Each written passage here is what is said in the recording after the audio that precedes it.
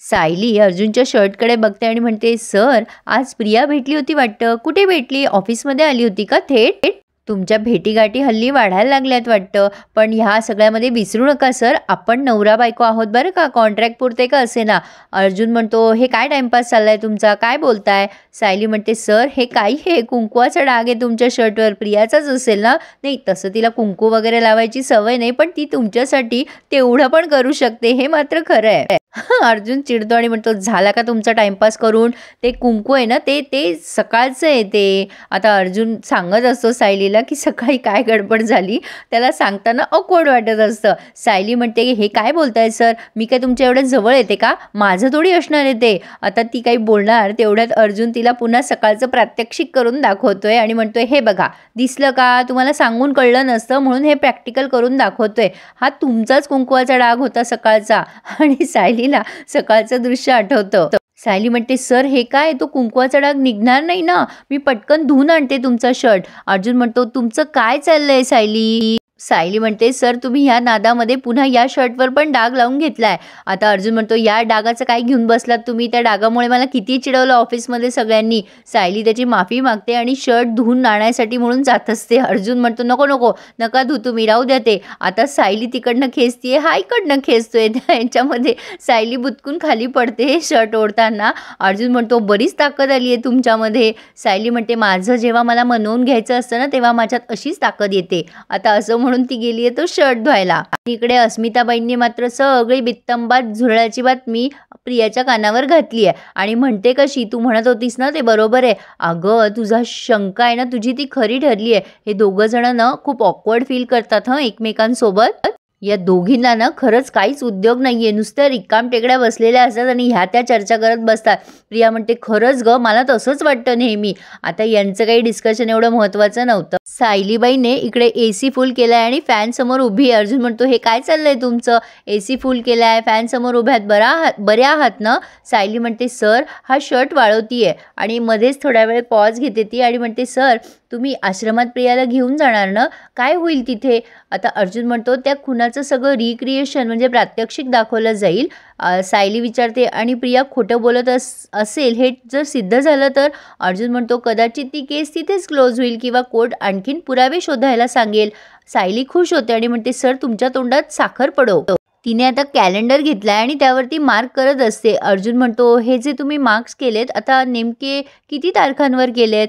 सायली सहज बोलून जाते, "सर, 6 महिने झालेत आपल्या लग्नाला. नाही, सॉरी, कॉन्ट्रॅक्टला. आणि तसंही आता फक्त 6च महिने शिल्लक आहे. आणि मधुभाऊ जर लवकर सुटले तर कॉन्ट्रॅक्ट आपला लवकर पूर्ण होईल का, की 1 वर्ष घ्यावं लागेल? 1 वर्षाचा कॉन्ट्रॅक्ट आहे म्हणा, 1 वर्ष चालेलच." अर्जुन म्हणतो, "बापरे, 6 महिने झाली पण पूर्ण आपल्या लग्नाला."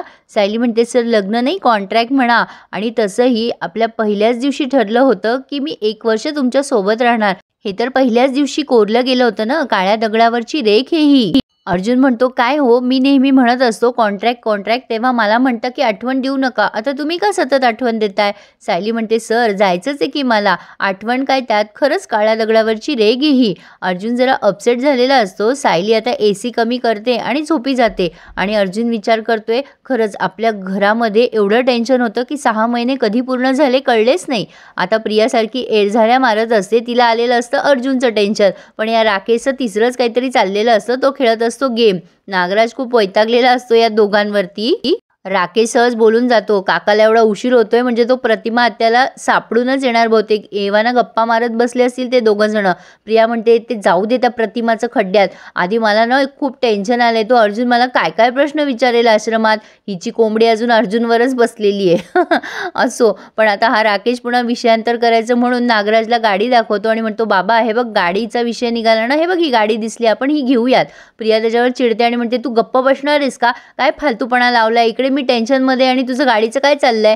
राकेश आणि प्रिया वाद घालायला लागतात. आता उगीचच टाइमपास. नागराज चिडतो आणि म्हणतो, "100 बेअक्कल मेले ना तेव्हा तुम्ही दोघं झालेला आहात." आता तेवढ्यात सुमन येते तिथे. ती यायच्या आतच हा बोलतो, "1000 मूर्ख मेले तेव्हा ही बाई." आणि तेवढ्यात सुमन विचारते, "भाऊजी का नाही आले अजून?" तर भाऊजी दारात हजर.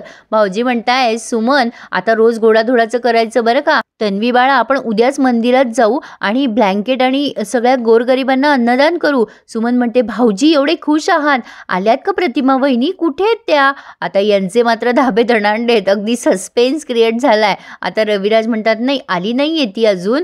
लगेच प्रिया त्यांच्या जवळ जाते आणि म्हणते, नागराज काका नाही आली हो आई अजून माझी. आता नागराज लगेच तिच्या खांद्यावर हात ठेवतोय. ते रविराज म्हणतात, बाळा टेन्शन नको घेऊस, ते पोलीस तुझ्या आईला खूप छान शोधताय, म्हणजे कसून चौकशी करताय सगळीकडे, नक्की सापडेल तुझी आई, आपण देवाला प्रार्थना करूया. सुमन म्हणते, हो भाऊजी, प्रतिमा वहिनी नक्की येणार बघा. आता लगेच प्रिया म्हणते, हो बाबा माझी आई नक्की येणार, मी ना देवाजवळ रोज प्रार्थना करीन आई येईपर्यंत. आता लगेच इमोशनल झालेले दाखवलेत रविराज. पण प्रियाचे हावभाव खूप छान असतात हां. असो, आता तुम्हाला डायरेक्ट दिसतंय की अस्मिता मॅडम अर्जुनला राखी बांधताय, वातावरण जरा हॅप्पी हॅप्पी आहे. पूर्णाजी म्हणतात, व्यवस्थित तयारी केली की नाही का सगळी? सायली आणि कल्पनाताई पण तिथेच उभ्या आहेत. अर्जुनला छान राखी बांधली अस्मिताने, तो सगळ्यांना दाखवतोय. आता अस्मिताला काही गिफ्ट न देताच तो उठून जात असतो. अस्मिता त्याला फक्त साखर देते. तर सायली म्हणते, अस्मिताताई बर्फी आहे ना घरामध्ये, बर्फी द्या की त्यांना.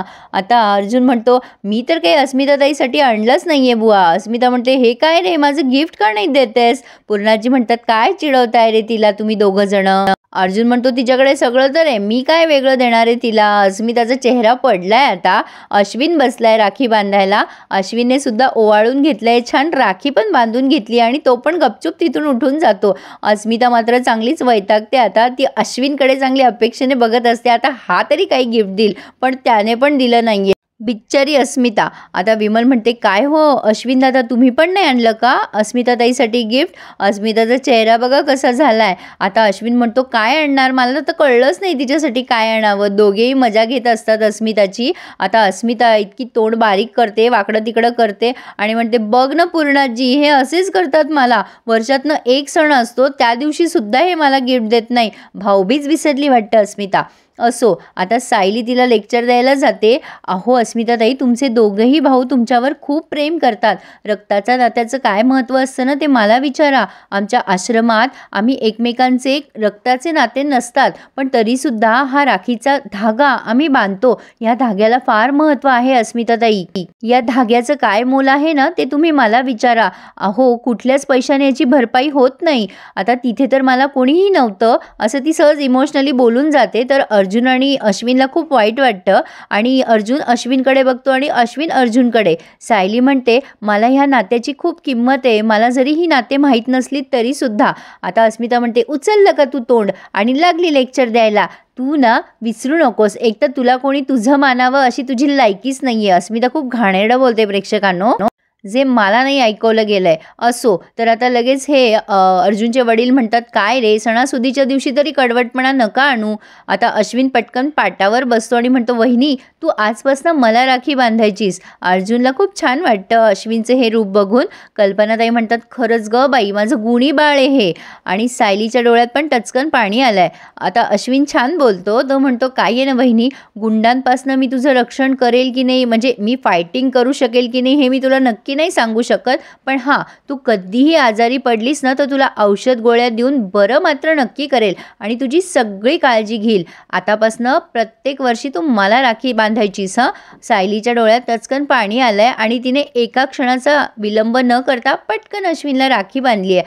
छान दाखवले त्यांनी प्रेक्षकांनो. खरं तर हे सगळे रिव्ह्यूज तुम्हाला बघायला खूप आवडत असतील, नक्की टीव्हीवर बघा.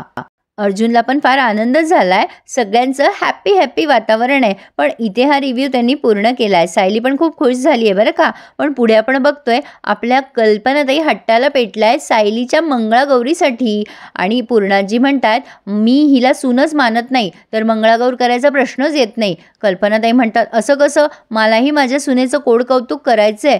तुम्ही जर मला तिची मंगळागौर करू दिली नाहीत तर मी अन्न पाण्याचा त्याग करेल. अरे देवा, आता पूर्णाजीला पर्यायच नाही आहे परवानगी दिल्याशिवाय. त्यामुळे आता प्रेक्षकांनो आपल्याला सायली आणि अर्जुनची मंगळागौर एन्जॉय करायची आहे. तुम्हाला नक्कीच माझ्या आवाजात हे रिव्ह्यू ऐकायला आवडतील, तर मग चॅनलला पटकन सबस्क्राईब करा आणि आपले सगळे रिव्ह्यूज एन्जॉय करा. आणि रिव्ह्यू आवडल्यास लाईक करायलाही विसरू नका. Subscribe my channel and enjoy my all reviews. धन्यवाद.